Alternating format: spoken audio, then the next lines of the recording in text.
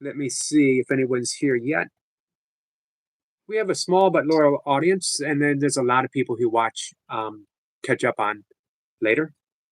No problem. And Even if there's one everyone person. everyone is very familiar that I am almost always a couple minutes late for Okay. pretty much everything. So here we go. We have our friend Selma is here. Hello, Selma, and Squirrel Sniper is here. Is greeting beautiful souls. Um, Selma is in Colombia, and Sniper is in England. So even if we only have two people, we have an international audience already. Um, Do you do you hear that other sound in the background? I don't. Is that an ad? I think an ad is playing. Do you hear that? There is an ad playing on my end, but I have the volume down. Is it playing on your end?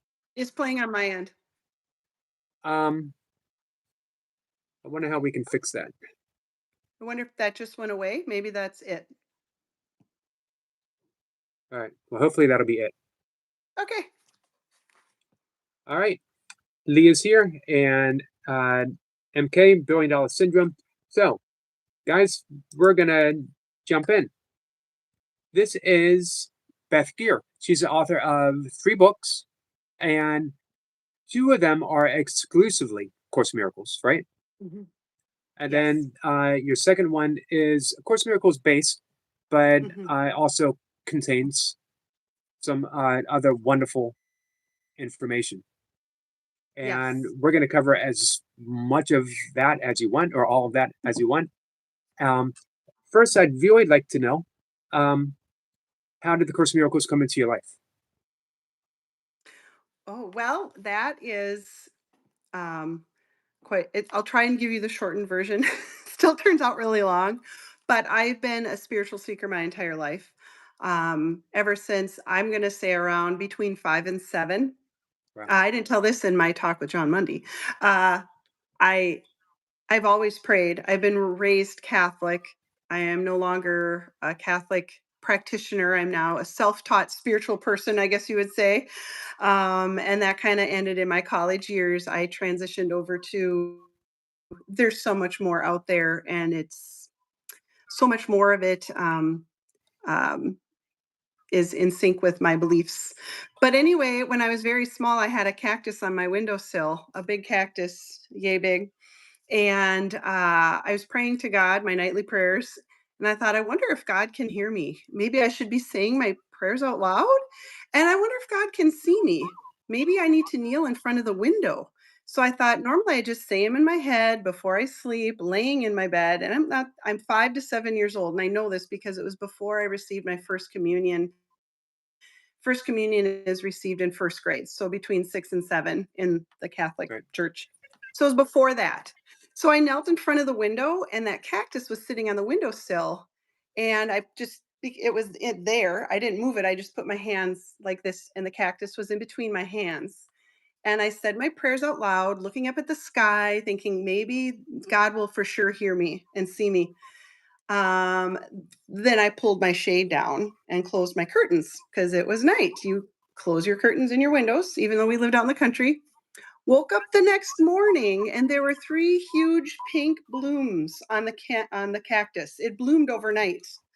Now, I don't know if it was one of my older brother or one of my parents. When I told them all about this miracle the next morning, they're like, "Well, did you water it? Because when you water cacti, they will bloom overnight because that's a known phenomenon in the desert." And I'm like, even if that's true, this is remarkable because I've watered it tons of times. It's never bloomed. I'm a little kid, and this like had a profound effect on me that God is real and listening. And I did get the distinct feeling you do not need to say your prayers out loud. You do not need to sit, front of a window because he's not in the sky. Anyway, that set me on the path of what do you want from me, God? What are we supposed to do here? I had distinct memories. I still have these memories of having come from somewhere else. This world is not my home. I've never felt it was my home ever. I have always felt like I've been sent back to school and I didn't really want to go, which I know a lot of people can identify with.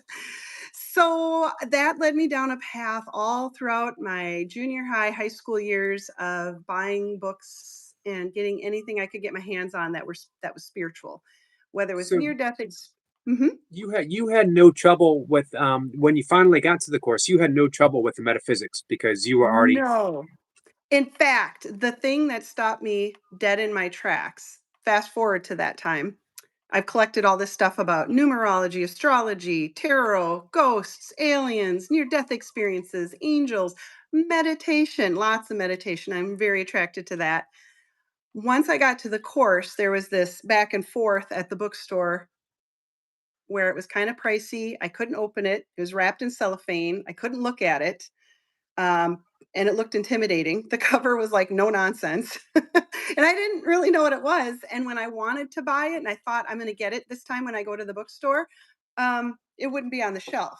And when I was at the bookstore looking for something else, there it would be. And I'd hem and haw about it 3 or 4 times over the course of a year. In 2004, I went back and forth with the course till I finally decided I'm going to buy it. And when I made that decision, standing in the bookstore, this inner voice, which I came to know and trust through meditating. I had a book about meditating with angels, and I had volumes of notebooks with messages from angels written in it, which I didn't believe or not believe. They were just nice things. And so that voice that I would talk to when I'm meditating said, um, get this book, do exactly what it says. Don't miss my message for the second time around and read it cover to cover. Like, don't look ahead. And I was like, "Whoa, okay, okay." interesting And second time and around. I've come to believe that that was when past life during the time of Jesus, which is Well, another interesting story. I did have I can't even call it a lucid dream because I was fully awake when this vision happened to me, but I laid there and watched a movie in my mind. Like I watched it as though I was watching a movie and I didn't know what was coming next. And in this movie, this voice said, it came to me at like 3 in the morning and said, it's time we revealed something to you now. And I said, what? And they said, you had a past life during the time of Jesus. And I was like, yes. And I was like, was I an apostle? They're like, no. And I said, well, was I someone like a character from the Bible that interacted with him? They're like, no. And I said, well, who was I? And they're like, well, you weren't any of those people. And I said, well, what did I do with Jesus? And they said, you made eye contact with him. That was it. I made eye contact with him, but it changed me and the course of my soul forever. it was That's enough. another story. It was Yeah, enough. it was enough and it was profound and it was amazing. So missing that message for the second time was from that lifetime. Like he was here once before, now he's back again. Here's this book that has it very clearly written down. There's lots of messages from Jesus, but the course I feel is the most clear. It doesn't. I feel like has the least or no ego in it from Helen. It's just so consistent and amazing, and has helped me so much. Even if it isn't the best to everybody. It is to me. Right. So I got the course, and so you said I have no problem with the metaphysics. In fact, the thing that kept me going, because it is difficult to understand, where every time I'd come across a sentence that said this world is not your home, or anything to do with this world being an illusion and you are not your body, those things would stop me in my tracks and my soul would literally be shouting for joy, like, yes, I knew it, yes. So I've just been studying it since '04 and really cover to cover reading it every year because now I can get through it because I understand it so much better since about 2011, 2012. Um, I've been every year cover to cover, do the lessons every year. And I know it says you only have to do them once and you're good. I'm like, no, I need these every day. I need every day because this is so comforting to me and they go deeper every time I get into it. I So, just finished another year myself and decided right off the bat to jump in uh, and just I've done it before and I've taken years off in between, but this time around I felt, mhm, you know what, I need to do it another year. mhm, Maybe need wasn't the word. I just felt drawn to keep this immersion going and make it even deeper year after year. Yes. It Um, feels like nourishment for your soul. yes. Yes. Could you touch upon how? What do you mean by this world is not your home? I think that some people might. Well, it doesn't feel real to me. It never has. When I was in elementary, I grew up in the country, not 4 miles from where I live now. I still live in the country, but part of my grandma's farm. Um, and we didn't have enough people in the country to warrant an actual bus. So the principal of the high school, I went to a very small high school up until 10th grade. I only had 23 kids in my class. Um, he himself would come pick me up and two other people. There were three kids that had to be picked up that were way out there that were too far for any bus to be worth taking. He took the school lunch wagon car, it was a station wagon, and I got picked up first. And I'll never forget every now and then. So, which is me and Principal Verklin driving in the car for about 20 minutes, maybe 30 till we get to the next kid. And while we were alone, we'd sometimes chit chat. And every now and then he asked it way more than even two or three times. And my maiden name at the time was Grappentine. He's like, Grapper, what's wrong? You seem so melancholy. He's like, are you depressed? Do you want to talk? What's wrong? And I'm like, I It, had no idea how to describe to him, I'm not depressed, I'm homesick. I know I come from a place that is amazing, and I can almost remember it. I can almost remember how amazing it was magical. I know I belong in a place that has magic. And now I understand it's because it isn't physical. It's an amazing place and it isn't our physical world. And I just didn't know how to describe to him. I always just said, no, I'm fine. I didn't know how to describe that I'm homesick for a place I can't remember. And I don't even know how did I wind up here again. I, I it's don't know how I wound up in this place. amazing how that homesickness can end up being a blessing, because Yes. now we know where to look. Now we know Yes. um, if this is not our true world, and it's not to disparage the world. It's No. just it's a pale comparison to our origin story, um, Yes. and it points us back home. Yes. Yes. And When I have. go Mhm. ahead. Oh, and I was going to say, a few years ago, then, so many things have been slowly revealed to me over my decades of this. I'm 50 now, so 5 decades, I guess. In the last 5 years, I don't remember exactly when it was. I did write about this, but um, I had a lucid dream where where I was asked to come here, and the contract I signed, and I went through everything that I agreed to do in this dream, and I went over it, and I was shown how I agreed to come here and what I was agreeing to and what it took to convince me to do it one more time. And I was like, okay, at least I understand now, and I feel my purpose. And I understand that I did agree to this.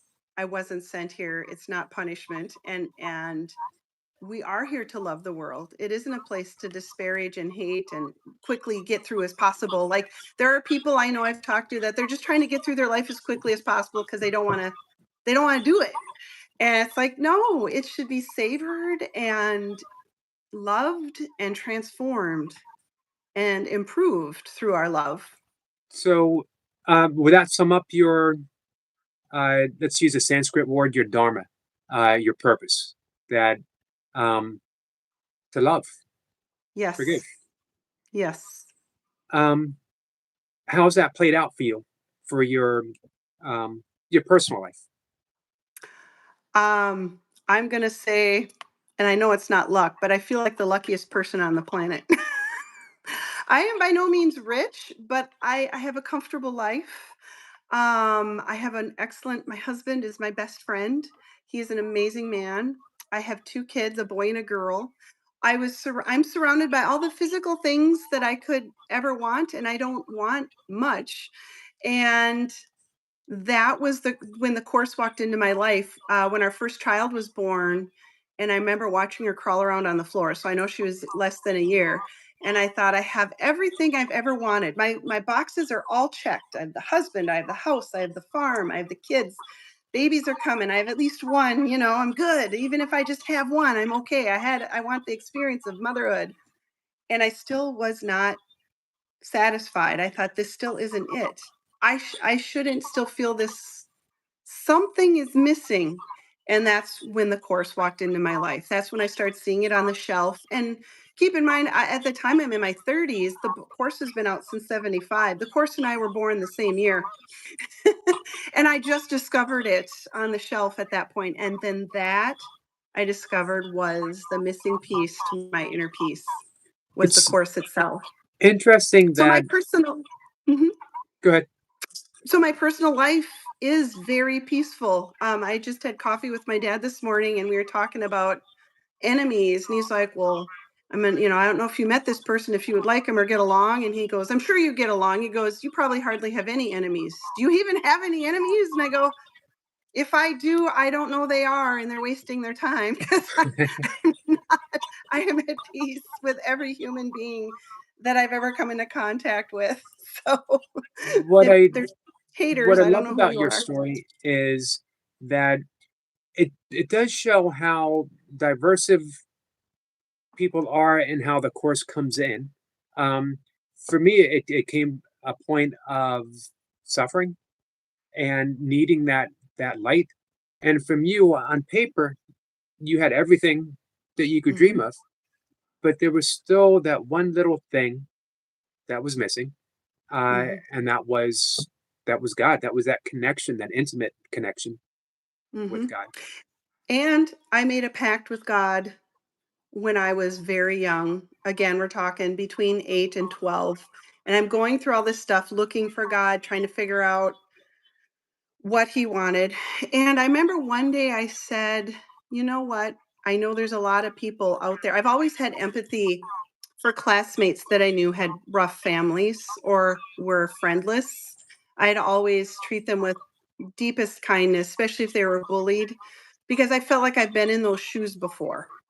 I don't know when. It wasn't this life, but I feel like I have lived those troubles. And I know exactly how that my empathy has always been through the roof. Like if you're being bullied or you've got a rough home or I know anything about your suffering, my heart will always give you the most love and kindness. And I remember telling God, "I don't need to suffer like that. You don't need to send me anything like that. And these were the key words, I will always kneel before you ask.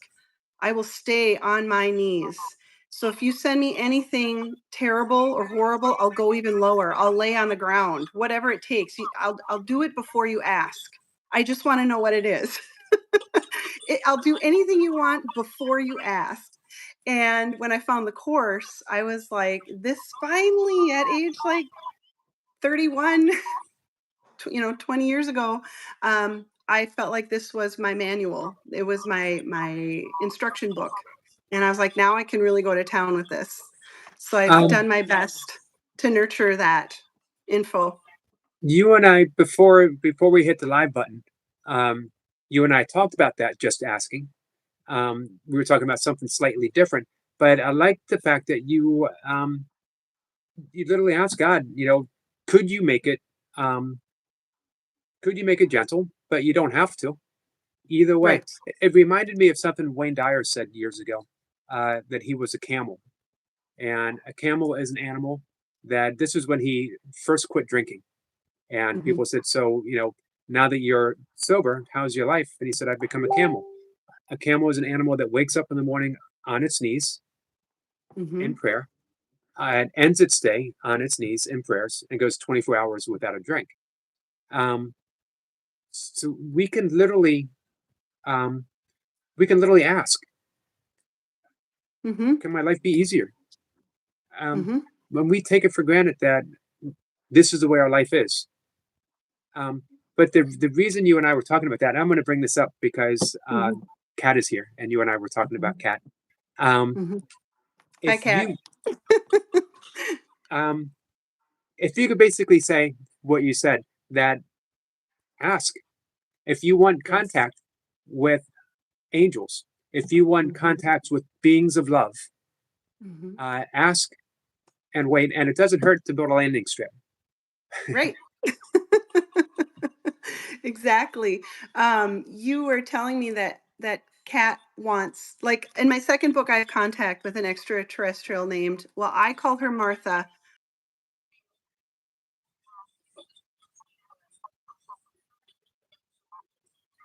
What you would like to call me? What does that align with for you? And I didn't even hardly hesitate. I said Martha, and it's a soft name. It's a warm, loving name. It reminds me of the kind Martha from the Mhm. Bible. You know, Mary and Martha who cooked dinner for Jesus that night, and they talked. And we had such a conversation that it became my second book. I'll hold it up, Awakening Humanity. And it was the most magnificent thing. It was a beautiful adventure. And I loved how she answered all of my questions about her life and her people. And they're aquatic, by the way. And your partner, Kat, was wondering why can't she have that? She absolutely, you can, Kat. And you just have to be patient, and they're waiting for you. They wait for an opening. And in my book, I did ask, why are you contacting me? Why are you giving me this information? And the answer was, because you asked. And Love that. I saw your beacon of love. So at the time I was meditating, and I still do this meditation. I shouldn't say at the time, I'm still doing it, where I extend my love around myself, and then I extend it to my home and my family, and I think of my coworkers, people I may or may not agree with. Regardless, they're still beings of love and light. And then I go around the planet, and then I extend it out into our solar system. And then I decide to go out as far as creation goes. And I don't know how far that goes. It has no end.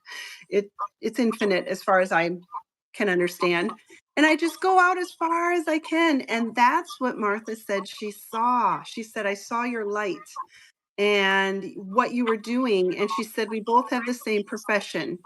We teach love and we extend love. And she said, I thought I would join you for a spell and do this work together for a little while and support you. So that's all I did, was put out my beacon of love and light and extended it out. And I didn't just imagine planets and galaxies. I imagined what life could be out there. I don't know, but I'm sure it's amazing. And put it out there to anything and everything that could receive love and be conscious of love.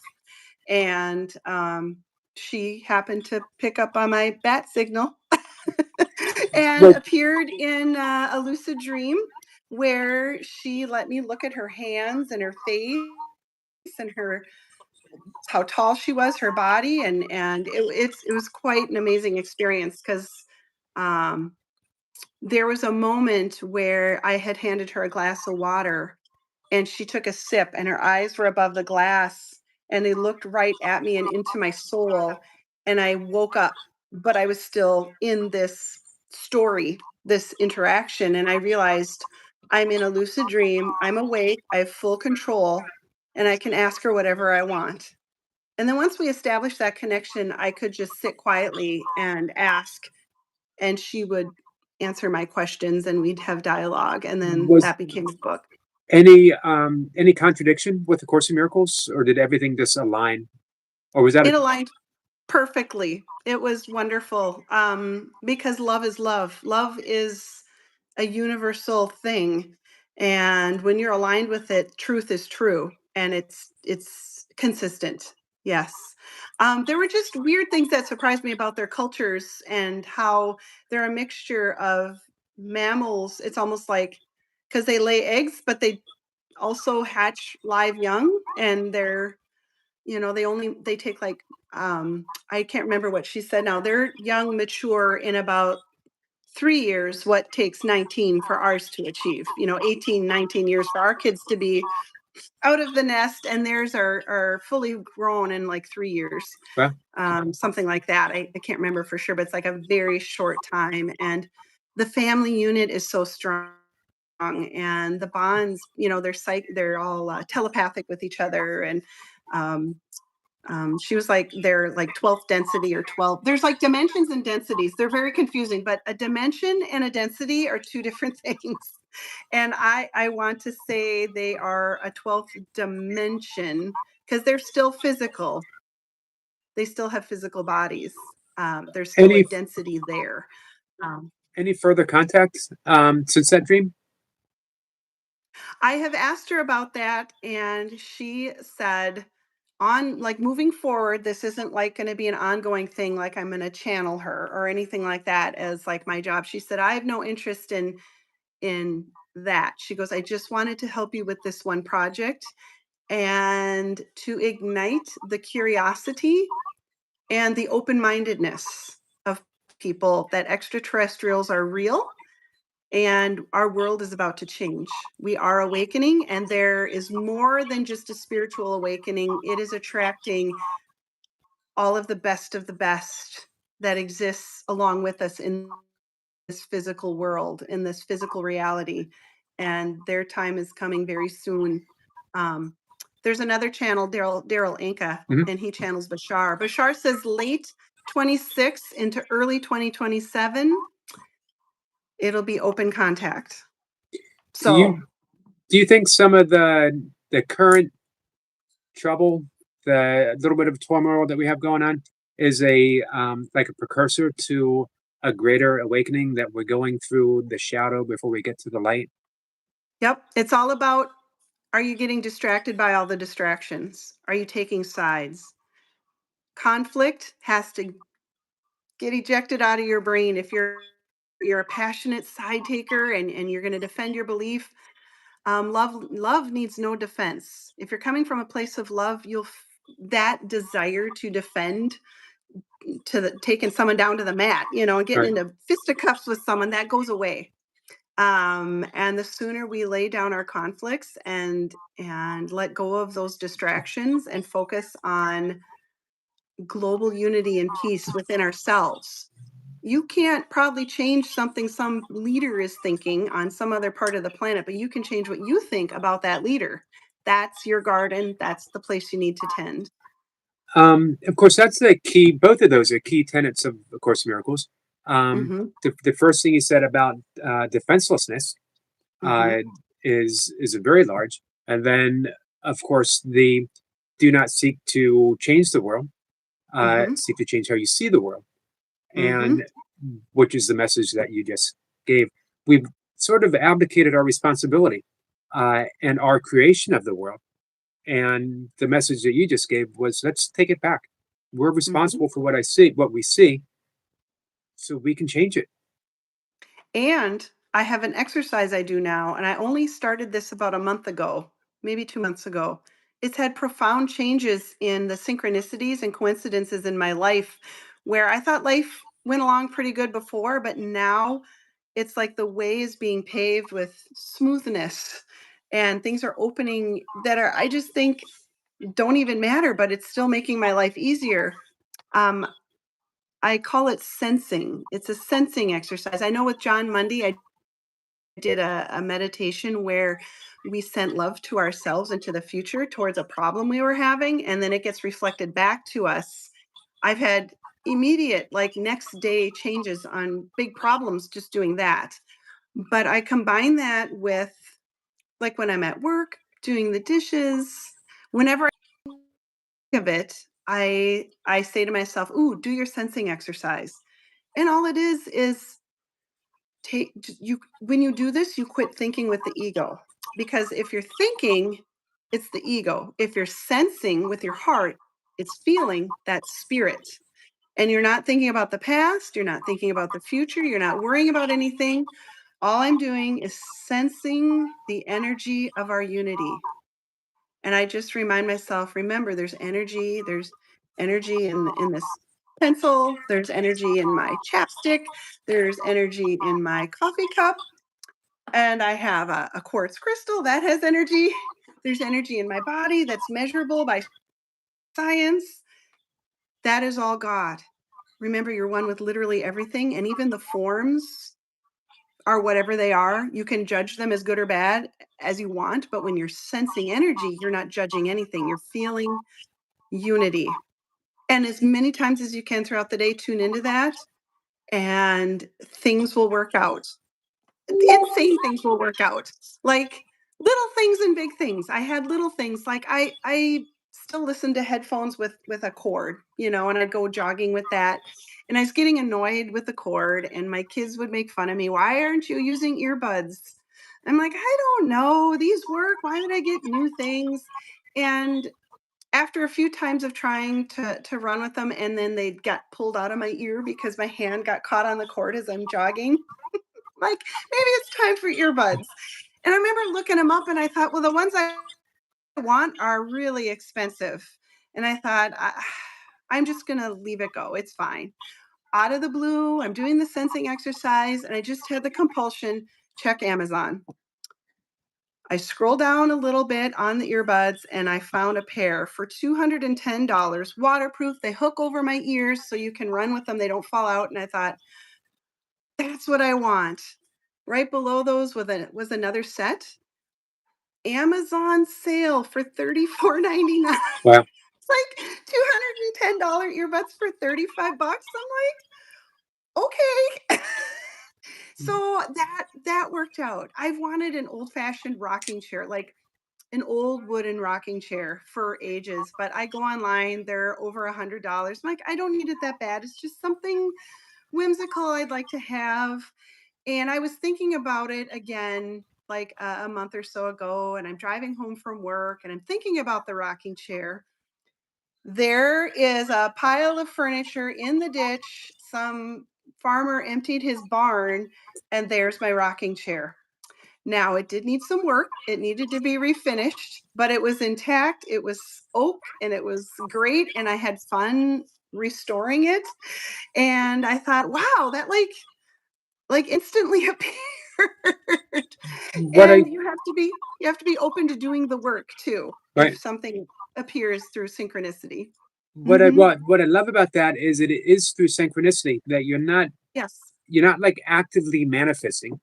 No, You're just you're allowing and allowing. allowing and not worrying about it either way. It's fine either way. But when you put out that energy of being in alignment with the energy around you, the energy around you literally conspires to match what you're putting out. And that is abundance. God wants us to be happy. God wants us to have abundance. And we can't be afraid of that coming in the form of physical stuff. Like I always felt guilty for wanting anything material because no one wants to be materialistic. We all want to be these pious, holy people and live with nothing if we can. We can't. And that's not comfortable for most of us. Some people, Right. maybe that is, but we like a home and food and a car and a phone and all the things. But you can't have the worry over it. You cannot worry about it, but if something comes into your life and yes, I could have said, "I don't wanna redo a chair. I'm passing that over. I don't wanna do that work." I said yes to it, and now I have a beautiful oak rocking chair that, got recreated by myself, so it has even deeper meaning for me because I rescued it, And you know? sometimes the work is part of the joy. Uh, Yes. just manifesting in and of itself, it's great to get something. Yes. It's also great to get something and then make it part of you through Yes. hands-on, feeling it Yes. come to fruition. And Um, this is the thing I told John Mundy. I got since this was working so well, and I wake up every morning with excitement. I don't know what's gonna manifest every day when I wake up, and I upped my game because it isn't about me and getting things and getting more income or getting physical objects. I want us to make the leap as our human race. I want us to have a magical future with the highest potential, the best outcome, everyone experiencing their greatest abundance. So I don't focus on me anymore in my small things. I now project it to everybody because if I can get something for me, then we can do it for each other, for everybody. And I'm no holds barred. No people are left outside of my circle of abundance. If there's some angry person in my life, you know what? I just want you to be happy is what I send them. Whatever it is, I want you to be happy. I hope the best thing and the highest outcome happens to you so that you can stop suffering That and you discover is that. so perfectly timely for me right now, and I imagine it's going to be perfectly timely for many people as well. Is this going to be included in your new book? Can you tell us a little bit about the new book? My new book is um all of my books are their own, like, they're not like book 1, 2, and 3, and they hook onto each other. They're experiences I've had. My 4th book is I know a lot of people have heard of The Pilgrim's Progress. It's a Mhm. classic. It was written some 300 and some years ago. On the shelf. Yes, and it was, this journey, this man named Christian, and it's told through allegories, I don't know, allegories, um, because he had code because he was actually writing this in prison, John Bunyan, for preaching without a license. And so it's told through symbols and parables. And I recently acquired that back in December. I read it for the first time and was so moved that by page 10, I was like, I have to retell this using A Course in Miracles teachings. And Christian, I had to change his name because we don't all think of ourselves as Christians, but we are all seekers. So I changed his name to Seeker and gave him new adventures. And what unfolded was a glorious, adventurous tale that he gets out of his problems and predicaments through course teachings. And it was the most exciting and fun thing I've ever written in my life. I thoroughly enjoyed every minute of it. And that is part 1. And then part 2 of the book um, are my lucid dreams and the course messages I got through the dreams and how they relate to the workbook lessons and how profound these experiences were. So It seems that lucid dreaming is the mode of communication spirit likes best with me. So, when can we look forward to this? um, it's getting close. It's going through final edits, so I'm expecting by the end of the year or early 2026. Nice. Probably in the next, hopefully 3 to 6 months. I'm really looking forward to this one. Me You too. mind if anyone has any questions, maybe answering some questions? Uh, Yes. Before we get to questions, our friend Billion Dollar Syndrome, Duncan Walsh, says Beth speaks very well. She should speak on stage. And Oh, you probably have, right? You've probably, I figured. I've given small talks locally in Minneapolis at like an interfaith Christian church. And then my breakout talk was in 2019, Miracles in the Mountains. I spoke in North Carolina as a keynote speaker at a weekend retreat out there in at a retreat that I was invited to, which was a huge coincidence that I even got invited. I got invited because the lady organizing it, um, she was being hacked on Facebook. Someone was imitating her profile. We were friends because she was a Course in Miracles person, and this person was asking for money, and I'm like, I don't know this person, but I know she would never ask for this. So I looked at my friends and I saw she was in there twice. So I contacted the other one who was the real person and I told her, you've been hacked. Just so you know, I'm reporting the person. Maybe let your other friends know. And then she looked into me and saw that I had only one book out at the time. And she goes, every year or every 2 years, she put on these weekend retreats. And she goes, we get, between 1 and 200 people. And she said, I usually have 1 or 2 guests that are totally new people that have no following. Would you like to speak? I'm like, sure. And so it was due to the internet hacker that I was inducted into the course community as a teacher. We never know where that nudge is going to come from. Right. Our friend Right. Keith says, what allows you to feel like your true self? When I allow my mind to just rest and quiet, and when I'm doing my sensing exercises. When I am sensing the energy of all of humanity and the trees and the inanimate objects, and knowing that God is holding all of those physical things and people and creatures and humans in existence. When I reach out to all creation and remember that I am as God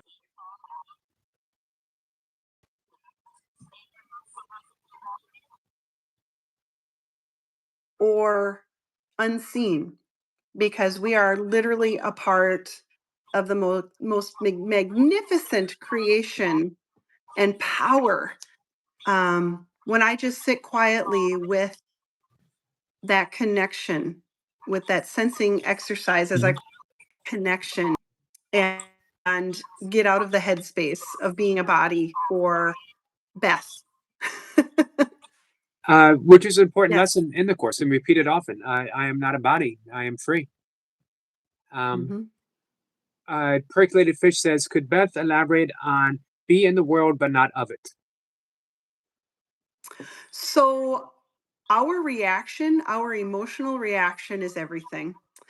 They have measured in our heart that there are cells in our heart that act just like our brain cells. We have a mini brain in our heart. There is a heart brain coherence that is real. Of course, the heart speaks through emotion, and um, it isn't what happens to us that matters, it's how we respond to it.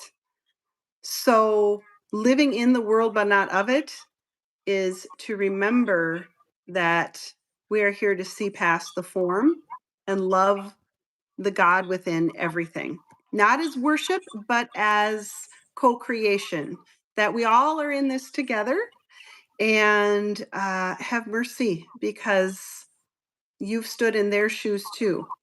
What, even if it's a leader or someone you don't agree with, you've once stood in their shoes and made the choices they've made, because we're all one. Remembering that oneness is how you live in the world, but not of it. Um, it's it's the key to everything, but it's like an ebb and flow because we forget one moment and remember the next. It's We forget. constantly catching yourself being tricked by the illusion. Um, just try and remember as best you can throughout the day that this is an illusion, and you gotta love it anyway. You may not love what people say and do, but you have to love that they are beloved of God, and what He loves, you also love. Very Mhm. timely as well. Thank you for that. Um, Keith also wants to know what builds the stillness to build your peace. So, what builds the What was that? stillness that what builds the stillness that will build your peace? So, how do you get still? Oh, got you. What builds my stillness? Um, well, it started out as a gradual process, but now I can do it fairly quickly. I just start focusing on my breathing, and then it's really three steps. Just taking, I do four breaths in and six breaths out. And as I'm breathing, I do that three or four times, and then I focus on my heart, and I start to try and focus on something I'm grateful for. I'm grateful that I can breathe. I'm grateful that I'm here and I'm able to extend my love. I'm grateful that I'm sitting in this chair, that I'm comfortable. And then I move it out to I am grateful that this world is an illusion. I do not have to worry about any of it. And if I extended my love, it will enhance the loving aspect of everything. And then I just start growing it from there. And that love, you can feel it coming out of your heart. And it doesn't have to be like falling in love or some earth moving feeling, just not having thoughts about conflict or anger or any kind of disruptive thoughts like that, you've got it. If you can just focus on the peace and love you want to have, even if I don't have peace for some reason, something happened during the day I'm upset about, I can say, even though I don't feel peaceful right now, I know that peace is what I want. And that's all you need. And the Holy Spirit takes it from there. God knows what you're trying to do. And God that's knows. so big to let people know Mhm. you could practice Course Miracles forever. There's still going to be bumps in the road. Oh, yeah. You're not always going to be Yes. centered. You're not always going to be at ease Mhm. or at peace. But you now have the tools to return to that whenever you remember, Mhm. whenever you want. You have the tools. That's to me that was the most important thing. Um, Not thinking that I Yes. needed to stay in this spiritual lane because the lane is pretty wide and it's Yep. all kinds of twists and turns. Yes. Sniper wants to know if manifestation is about meeting it halfway, what's our first step? Letting go of worrying about it. Quit worrying about it. And the way you do that is to just send that situation love and say, I'm sending this to me. And there's a solution to this that I can't conceive of. I've thought of all the solutions. I don't know about I let go of control of that and quit trying to figure it out and let the synchronicity come to me that will be the solution that I didn't even know was coming. That's how all of my problems have been just unfolding lately, that I don't know what the solution is. I had no idea I'd find a chair in a ditch. I had no idea that headphones could go on sale that much, and those are tiny, tiny, non essential things that I was just, eh. But you have to not, it's like we're all trying way too hard, and there's nothing you have to do to fix anything. You're not here to fix anything. You're here to embrace it with love. So Yeah, send that love to your future self and know that it will come back to you. It will be reflected back to you, and a solution will come that you didn't see coming. A synchronicity or a coincidence will pop up, and you'll be like, "Oh, I didn't know that this was even an option." And case in point, I was experimenting with this. My son needs all four wisdom teeth out, and the different places I checked in with the oral surgeons, it was all almost $3,000 after insurance. And so I thought, I don't know how this is going to be resolved because I don't have $3,000 to, and they all wanted it up front. We couldn't make payments unless we went through some loan thing, and who wants to pay interest and all that. I just want to make payments on the copay. right. They weren't allowing it. I had talked about this at work a bunch of times, so I don't know how this didn't come about till the next day. So I did my exercise where I sent the situation love and let it go. Let go of the worry because I trust this process. I trust it will unfold exactly in the way it needs to. Whatever is best will be what happens, and I'll go with it. So I did that exercise, and I did feel peace in my heart. And the next day, I was talking about it at work again, and my coworker turned to me and she said, "Wait a minute.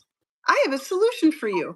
And I said, "What?" And she said, "You go through your husband's insurance, right? You don't have any through our work?" I said, "No, I'm under my husband's. I don't have any insurance through our work. Just take out dental, and your dental will pay what his dental doesn't cover, and you'll have a zero copay." Well, So I said, "You mean I pay $10 a month for dental for a year, and then the teeth are covered?" Oh, and she goes, "Yeah, I've been doing that for years." I'm like, "Wonderful." Then that mm, was the next day. So I'm some things you have to have patience for when you send sure. yourself love. Some things are a little more to wait to unfold, but yeah, Um, that Miss one. Miss Flipper wants to know how does Beth associate the message of A Course in Miracles with lucid dreaming? Well, how do I associate those? Um, so in 2015, I was going through the course lessons for the second time, and I wanted help understanding them. And what I found is that when I got to the second half of the workbook where they're divided into sets of 10, there'd be like a theme, and it was 1 through 14 for the second half. So 140 lessons. And I found that on the first night of each set of 10, that night before I started the next new set, I'd have a lucid dream. And I just in the beginning, I was just writing them down because I they felt very, very significant. And they literally would be about Jesus or about me overcoming some huge problem, like something terrifying, like falling or being eaten by a giant serpent, or my husband leaving me or dying, or something happening to one of my kids. And it was always related to that set of questions, like what is the Christ? What is the Holy Spirit? What is the ego? Um, and that's when they started to tie into the course. And that's what the second half of my book is about. These lucid dreams and how they helped me understand each set of these lessons, how they related to the course. It's all about letting go. Ultimately, any course dream I have is going to be about forgiveness and that you're okay no matter what. Everything is going to be okay. We rest in peace. We just don't accept it. Right. I like that. Mm. Uh, Duncan wants to know, how do you rate the current books available about A Course in Miracles? Okay, so I know there's a lot of controversy too, like about A Course of Love and the Right. claims that it's, the sequel to the course. I read that like 3 times. I have my issues with some of the passages, but there's a lot of good things in there. Then there's a lot of authors like me, Marianne Williamson, and Gary Renard.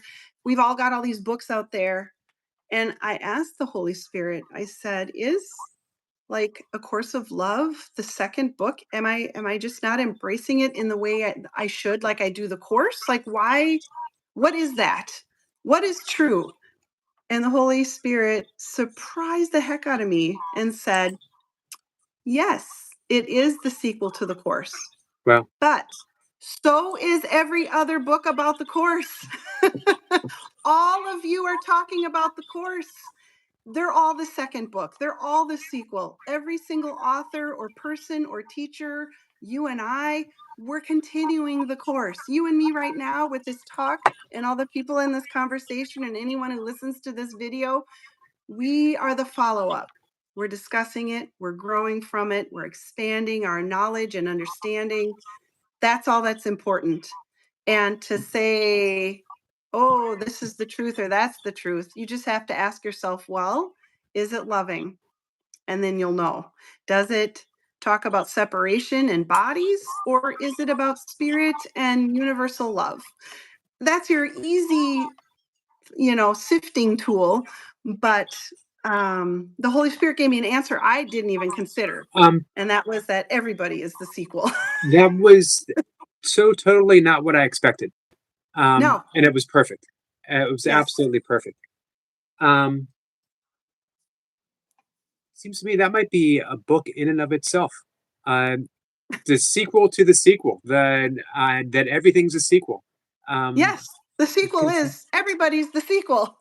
I love that. Yes. Miss Flipper Mhm. says, "What is one of Beth's clearest examples of the Holy Spirit accepting her invitation?" Um, that would be when the clearest message, this was so profound because it pivoted my whole life. This is what started my writing career, my on the side writing career. I call it a career, but it's my hobby because my real job pays for the bills. I write out of love. Um, After I went through the course for the first time, it took me years to get through the text because it seemed very abstract to me. And I would read it and put it down for days, weeks, months at a time, come back to the text, slogged through it over a period of like 5 or 6 years. Towards the end of the chapters, like when I got into the later chapters, I started reading daily because being, I felt called to the material on a deeper level. It was sinking in, I guess. Then I did the workbook lessons and I was like, oh, what is going to happen when I'm done with this book? Am I going to disappear?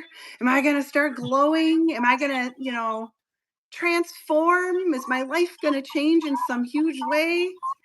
And then nothing happened that I could measure after the workbook lessons. So I ran on to read the manual for teachers, clarification of terms. And then I got to the last page and closed the book. And I was very disappointed. I thought, I don't feel that eternal love and happiness that it says it should do, like nothing happened. And I thought, I failed the course. I failed it. Obviously, I didn't do something right. And I'm the worst student ever. I clearly didn't pay attention. And this was the clearest moment that I've ever had with the Holy Spirit, and that was Spirit came in and said, "You are not the worst student. You did not fail the course. Nobody can fail the course. Why don't we go through the lessons again? Let's start over and do them again. And this time I'll walk through them with you and answer your questions. Let's do it together this time. Not just you by yourself, but let's do this together." And that became my first book, Awakening to One Love. Wow. And that birthed the whole branch of my life I'm living now through that. And that's where I really feel like I accepted my place as a person out in the world sharing the truth, you know? Um, Lee says, before I ask Lee's question, um, that seems to be the shift that I'm sort of sensing from you, that you became a better student when you embraced your role as a teacher. Mhm, Um, that, and as you said um, so beautifully, uh, a sequel to the course. And maybe your struggle the first time through was to ease other people's struggle on their first time through. And you wrote that mhm, beautiful book that is able to do that for people. And you're coming up. mhm, Uh, I do want to ask these questions, but the fact that you wholeheartedly and lovingly embrace my tiny little channel's invitation to come up, uh, and you've shared this beautiful message. You, that's going to stay with me forever. That you mhm, are the sequel, and mhm. that's just like immediately part of my teaching, my own teaching, attributed to Beth Geer. That you are the sequel, and please go buy her books. Um, man, I'm just I I can't tell you like how I feel that right now. That whole Mhm. message that you just gave. Uh, And never, never, never feel like your channel is small. Like I said, even if there's just one person on board with us here today, or even if it's just me and you, I I was reading something once, or I saw it online, and there was a class offered, and only one person showed up. But the person who gave the class, it was a weekend retreat. It was like 3 days. The person gave this one student that showed up their all and taught them all they knew as though they had 100 people there. That one person was, oh, what is his name? I know his first name is Vishen. He started Mind Valley. That one person went on to teach millions and is still wow, reaching people through Gaia TV and all those shows. Vishen is that Indian gentleman, and he you see him a lot on Gaia, but he started Mind Valley, which is humongous. So if you even have one person show up, you don't know what that one person will take away and go change the world with. How you affected one person affects the whole world with what they go off and do with that. So you never know. perfect. Thank Small thank you for doesn't that, mean anything. and I Yeah. appreciate hearing that. Mhm. Lee says to achieve peace of mind, how important is being able to change our thought process and our attitude? Well, it goes hand in hand with your heart. And if you can tell yourself at the very least, because I've been there too, where I'm so upset or I'm angry about something, we have to we have to still live in this world, but not be of it. When those times happen, it's like the course says, at least I can admit I don't like how I feel now. There's a whole little process in how to live your day. Begin with peace. If you can at least say, I don't like this feeling, that begins the change and you'll start changing your thought process. And it'll be as fast as you can handle. My process, it felt it's taken years. It's a life work. I mean, I guess we all are life work, works of life. And it's just catching yourself faster and faster, like, "Oh, I don't like these thoughts. Let's shift that around. Remember, you don't wanna project those thoughts because that's what gets back to you, that your thought messengers, the Course talks about, what you send out does come back, and we only want love. So, if at the very least you can admit you don't like what you're feeling now, that's the biggest step and the most important. And the rest will come out on its own. It'll just gently be self-correcting. I was Self telling with a capital S. It's self-correcting. I was telling Kat that this morning I had a inner conversation. Uh, well, my self dialogue was interrupted by an inner conversation with Kenneth Wapnick, who said basically, look, Mhm, all of these thoughts, all these things that you're thinking about situations and events and people is effect and effect and effect and effect. And you can put all your time and energy on effects, and all you're going to get is more effects. What you want to mhm, do is go to the cause mhm, and address the cause. Feel what you're feeling. Allow yourself mhm. to, don't bypass it. Don't No. deny that I'm Mhm, having thoughts that aren't productive. mhm, What a wonderful message, opportunity. Okay, I'm having these thoughts. They're not productive. Allow them and then choose otherwise. Then and ask for mhm, help. And then, as you mhm, said, be patient. mhm. And you can get excited that you caught yourself. That also, you can use that as fuel for that positive love flame. Oh, I'm having these bad thoughts about, a coworker or someone who, I'm a pharmacist, a customer who came in and complained about something. And I'll catch myself having negative thoughts or not loving thoughts. And I'm like, yes, I had another forgiveness opportunity and I caught it. And it doesn't matter how long it's gone on because time isn't real either. It's the fact that you catch yourself and you want to feel otherwise. And then I'll find if my coworkers and I are talking about it, we end up laughing about it. And that changes everything. When you laugh, doesn't matter what it is, if you can laugh about it, you've healed it because you're not angry anymore. Clearly, you're laughing. So, And yes. that's pretty big what you mentioned. Another forgiveness opportunity. Because that is the Mhm, continuous way of letting ourselves off the hook. That we don't have to punish ourselves. We mhm, don't have to go through life. Because even if you miss it, that's another forgiveness opportunity. It's mhm. all unfolding. That you missed one. Yeah. Mhm. Um, Before we wrap things up, I think we got through all the questions. Although, if anyone has one more, happy to ask you. But a beautiful way of closing the conversation would be forgiveness.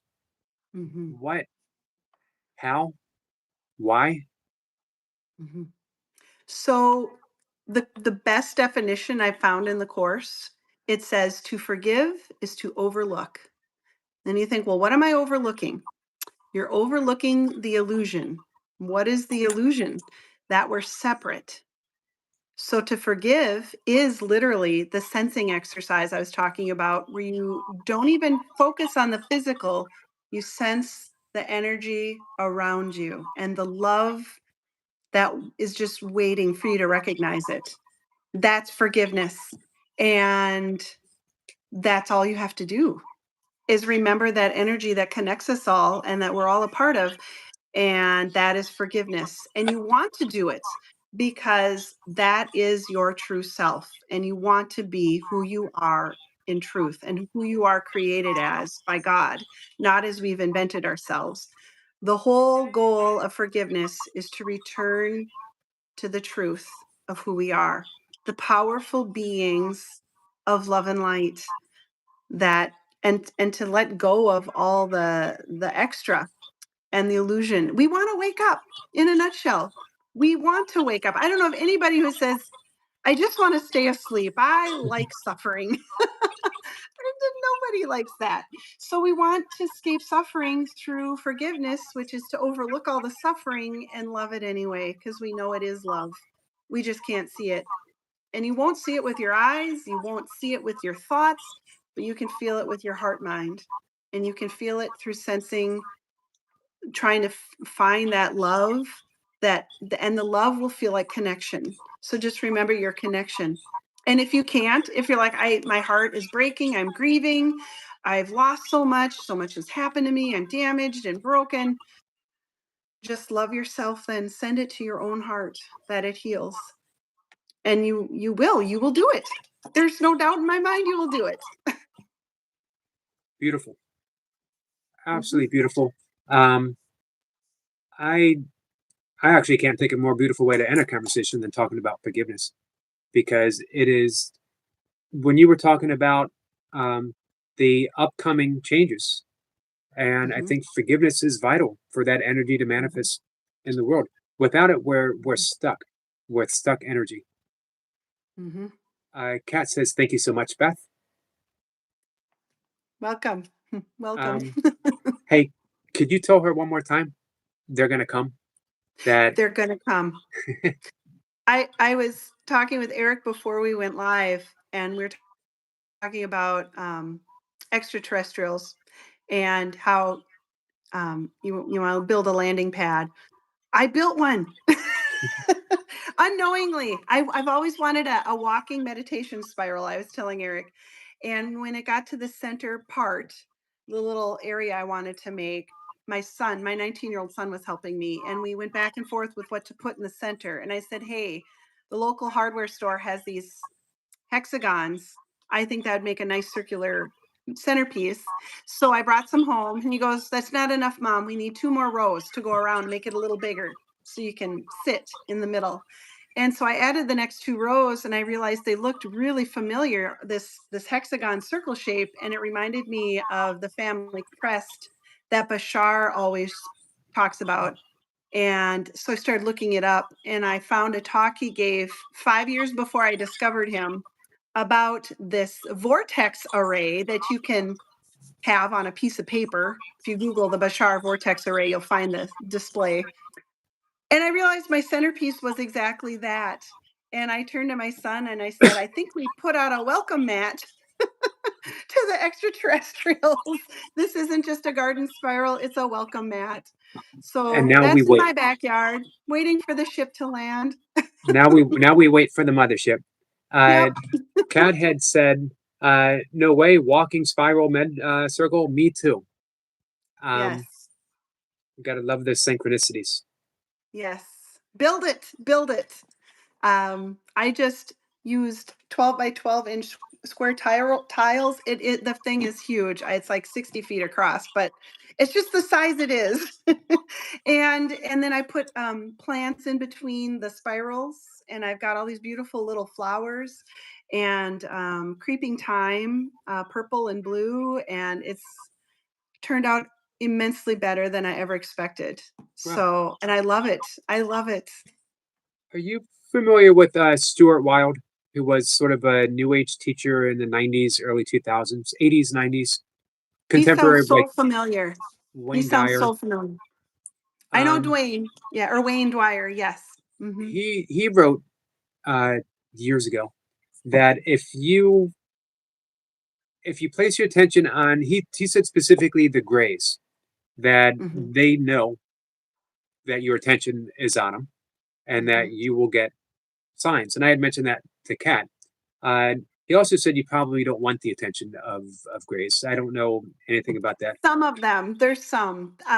From what I understand from the circles I run in and the people I follow, all and any regressive ETs. There weren't many races. There's like 3 races out of millions that bore us ill will and wanted to foster darkness on the planet. As of 2022, they've all been removed by Well, positive ETs to give us a chance, because now we're coming into our own, and that chance is being grabbed with both hands by humanity. We're definitely improving despite what we see. We are doing it. And oh, and yeah, that garden spiral I built. I was going to tell Kat that when I went back and found where Bashar was talking about his family crest, and he gave out a little handout that had a picture of it with all the different symbols on it of the different ET races that we're physically related to. He said, "A few of you will build this." And here I was 10 years later, I had built it, and I didn't well, even know what I had built until after the fact.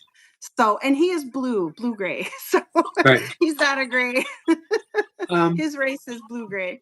when I told that to Kat, what Stuart Wilde said, she had asked, "Does that mean the same that if you put your attention um, on the extraterrestrials that you want to come in, that they know and that you've built They that connection?"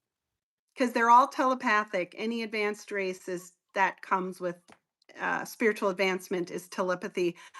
Yes, and I always qualify when I'm sending my love and light out that it is for those who are in alignment with love and light and unity consciousness and not separation. Um, It is for that, for those people, those beings, and they will receive it and they will see your light. And look for synchronicities and signs. Look to your dreams. Look to those little feelings you get in your heart. It's all communication. We sometimes we mistake it for ourselves so much, but there's certain things that you're like, wait a minute, that's a new thought. I've never thought about that before. And that is help in the form of the Holy Spirit, in the form of higher beings. Just always, if you're focused on the positive is what will come to you. Love finds itself. Do you think Mhm. journaling would be helpful? Absolutely, that's a wonderful way to channel, you know what I mean? Mhm. And when I was first meditating and when I was in high school in my early teens and I have these notebooks filled with stuff, I asked the question, how do I know this isn't just me talking to myself and my ego? How do I know this is an angel? And the response was always, only the loving words are true. And those you will know will always come from a higher place and from um, if it's depreciating and degrading or disheartening, it's not from love. Love will never dishearten. It will always enhearten. Hmm. Kat says, I have really enjoyed you being here so much. Thank you. Um, all right. I think we'll wrap things up. I don't want to take any more of your time. I'm going to echo Kat. I really enjoyed you being here with us. Um, I thoroughly enjoyed this. any chance when your next book comes out, you'd want to come in and talk about it some? I would love to. I would love to. I'll let you know as soon as I have it available, and we'll talk again because that book was the most exciting, wonderful. It's my favorite of the 4 I've written because I feel like it's not just my personal story, it's the story of humanity and our struggles and overcoming them. It's one of those stories that um I every time I read it, when I'm editing it, I just fall in love with it all over again because it triggers something in us because we are on this journey and we are trying to find our way home.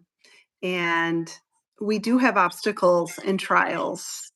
We do. And I love the hero's tale.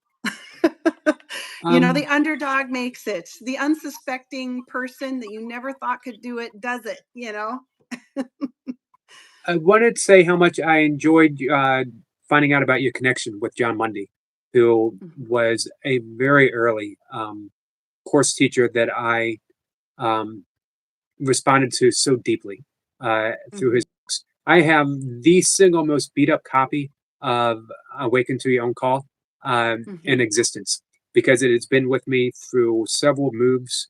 Uh, it's got notes in the back of the book that I wrote 20 years ago. It's the paperback version, completely beat up, and I love it. Um, in my collection of books, it has a special place because it traveled with me so far. I have his book on Lesson 101 on my bookshelf, and his Course in Mysticism on another bookshelf, and I have his autobiography on another bookshelf.